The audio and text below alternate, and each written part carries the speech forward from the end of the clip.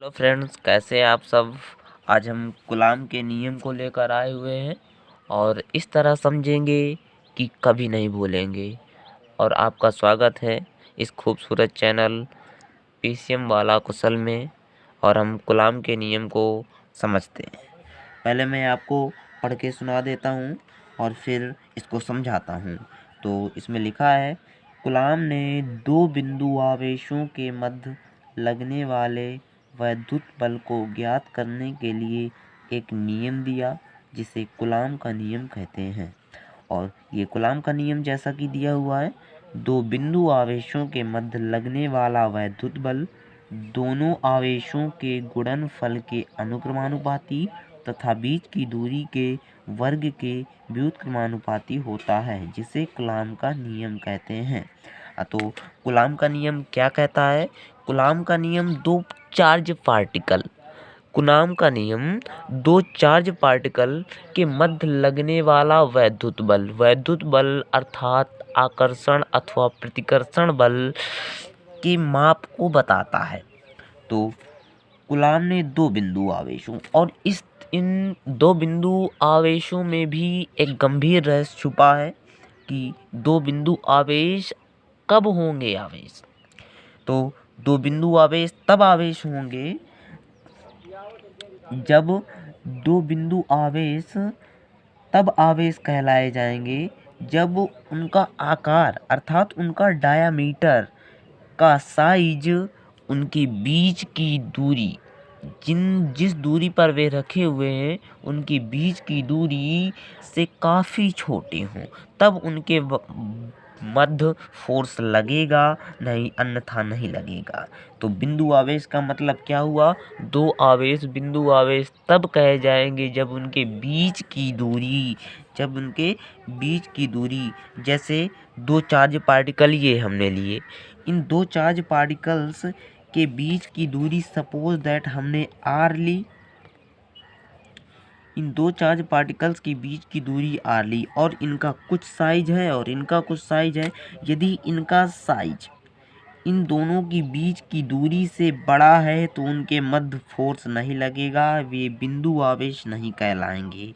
क्योंकि सभी लोग इन बिंदु आवेश का अर्थ नहीं बताते हैं और कूलाम के नियम को बता जाते हैं, लेकिन इन बिंदु आवेशों में भी काफ़ी रहस्य छिपा था जो मैंने आपको बता दिया। हाँ, तो कूलाम ने दो बिंदु आवेशों के मध्य लगने वाले वैद्युत बल अर्थात इन दो चार्ज पार्टिकल्स के मध्य लगने वाला आकर्षण बल अथवा प्रतिकर्षण बल की माप को बताता है, को ज्ञात करने के लिए एक नियम दिया जिसे कूलाम का नियम कहते हैं।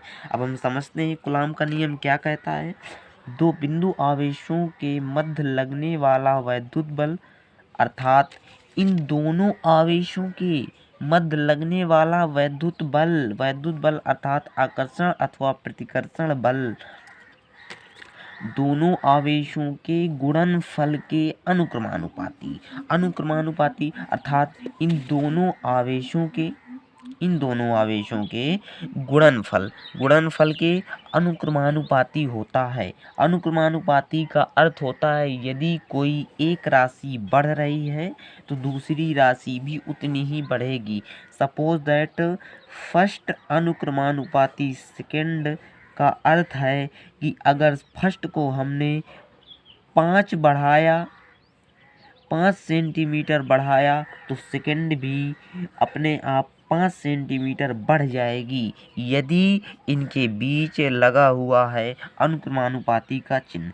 तो अनुक्रमानुपाती का चिन्ह ये होता है और इसे हम समानुपाती भी कहते हैं। तो अनुक्रमानुपाती का अर्थ होता है यदि एक क्वांटिटी को बढ़ाई जाए तो दूसरी क्वांटिटी भी बढ़ जाएगी। अब हम समझते हैं, हाँ, दोनों आवेशों के गुणनफल के अनुक्रमानुपाती तथा बीच की दूरी के वर्ग के व्युत्क्रमानुपाती होता है। अब अनुक्रमानुपाती का उल्टा व्युत्क्रमानुपाती अर्थात यदि हमने एक राशि को बढ़ाया तो दूसरी राशि उतनी ही घट जाएगी। और अनुक्रमानुपाती को कैसे प्रदर्शित करते हैं कि फर्स्ट व्युत्क्रमानुपाती 1/सेकंड ये भी व्युत्क्रमानुपाती का भी चिन्ह होता है। अब हमने फर्स्ट को अनुक्रमानुपाती का चिन्ह और व्युत्क्रमानुपाती को इस तरह लिख दिया। फर्स्ट 5 बढ़ी तो सेकंड भी 5 बढ़ेगी, तो उनके बीच की दूरी के वर्ग के व्युत्क्रमानुपाती होता है, जिसे कूलॉम का नियम कहते हैं, और इसे ही कूलॉम का नियम हम कहते हैं। और हम आगे इस तरह समझते हैं कि हमें दिख जाएगा कि किस तरह कूलॉम का नियम वर्क करता है। अब यदि दो बिंदु आवेश Q1 व Q2 एक दूसरे से r दूरी पर स्थित हों, जैसे ये Q1 और Q2 एक दूसरे से r दूरी पर स्थित हैं, तो हमने पहला क्या पढ़ा था कि आवेशों के गुणनफल के अनुक्रमानुपाती तथा बीच की दूरी के वर्ग के व्युत्क्रमानुपाती होता है। तो फर्स्ट इक्वेशन हमारा बनता है कि F अनुक्रमानुपाती Q1 गुणे Q2 और दूसरा F अनुक्रमानुपाती 1/r²। अनुक्रमानुपाती का चिन्ह लगा, अर्थात 1 में लगा दिया तो r का व्युत्क्रमानुपाती हो गया। अब समीकरण 1 और समीकरण 2 को मिलाने पर, तो हमने मिलाया तो F अनुक्रमानुपाती Q1 Q2 उसी तरह लिख दिया हमने, इसे Q1 लिखा और Q1 Q2 और r² को भी इसी में जोड़ दिया। अब इसके बाद F आया, तो F बराबर अनुक्रमानुपाती हटाने पर एक नियतांक आता है F के Q1 Q2 बटे r²।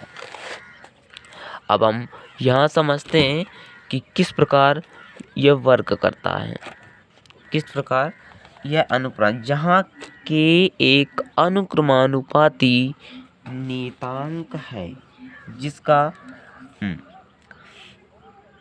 जिसका मान 1/4 पाई एप्सिलॉन नॉट होता है। इसका मान 9 × 10⁹ न्यूटन मीटर स्क्वायर पर कूलॉम स्क्वायर होता है। तो F बराबर 1/4 pi epsilon not Q1 Q2 बटे r²। Q1 Q2 बटे r²। यहाँ एप्सिलॉन नॉट निर्वात की विद्युतशीलता है, जिसका मान 8.86 × 10⁻⁻12 कूलॉम स्क्वायर प्रति न्यूटन मीटर स्क्वायर होता है। जैसा कि हमने यहाँ समझ लिया, ये फोर्स का फार्मूला हो गया, कूलॉम के नियम के फोर्स का फार्मूला। अब यदि इन दोनों आवेशों को किसी माध्यम में अर्थात जिसका परावैद्युतांक K हो, अर्थात यदि हमने उन दोनों आवेशों को जल में रख दिया तो उनके मध्य लगने वाला फोर्स किस प्रकार कार्य करेगा, उसी प्रकार लिखा है यहाँ पर। यदि दोनों आवेशों की माध्यम में रख दिया जाए जिसका परावैद्युतांक K हो, तो उसमें लगने वाला बल F बराबर 1/4 pi epsilon not K Q1 Q2 बटे r² होगा। जैसा कि हमने कूलॉम के नियम को अच्छी तरह पढ़ लिया है, अब हम इसके महत्वपूर्ण क्वेश्चन को कर लेते हैं, जो कि मोस्ट इम्पोर्टेंट क्वेश्चन है और 100% एग्जाम में आते हैं। और ये रहा आपका क्वेश्चन। दो बिंदु आवेशों जिनके परिमाण क्रमशः 4 माइक्रो कूलॉम, ये जो चिन्ह लगा हुआ है इसका मतलब होता है माइक्रो, और 1 माइक्रो कूलॉम बराबर होता है 10⁻⁻6 कूलॉम। हाँ, तो परिमाण क्रमशः 4 माइक्रो कूलॉम तथा 10 माइक्रो कूलॉम है। दोनों आवेशों द्वारा एक दूसरे पर लगाए गए बलों का अनुपात ज्ञात कीजिए। ये दो चार्ज पार्टिकल्स हमारे पास हैं। सवाल कहता है इसके द्वारा इस पर लगाया गया फोर्स और इसके द्वारा इस पर लगाए गए फोर्स का अनुपात ज्ञात करें। तो एक सिंपल सा क्वेश्चन है ये, और हम अच्छी तरह करेंगे। हमने आपको बताया था F अनुक्रमानुपाती Q1 एंड Q2। इसका अर्थ होता है कि यदि Q1 ने Q2 पर जितना फोर्स लगाया है, Q2 भी Q1 पर उतना ही फोर्स लगाएगी, अर्थात एक दूसरे पर लगाए गए बलों का अनुपात 1:1 होगा। ऐसा इसलिए होगा यदि 4 माइक्रोकुलाम आवेश वाले 10 माइक्रोकुलाम आवेश पर माना x न्यूटन फोर्स लगा रहा है, तो चूंकि हम अनुपात समझ रहे हैं तो F1 और F2 भी x न्यूटन फोर्स ही लगाएगा। अब उनका अनुपात F1 अनुपात है F2 बराबर हम समझते हैं कि क्या होगा। देखिए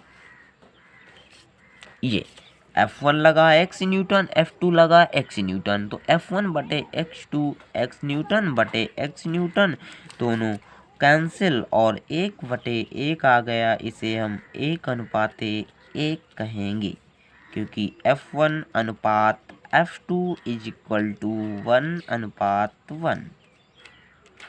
और ये हमारा आंसर हो गया। और ये मोस्ट इम्पोर्टेंट, अगर वीडियो अच्छी लगी हो तो लाइक और सब्सक्राइब भी कर दें, अगर अच्छी ना लगी हो तो कोई बात नहीं है।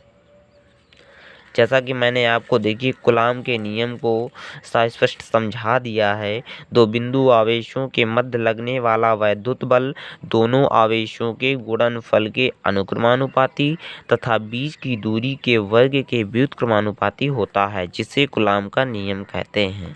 थैंक्स।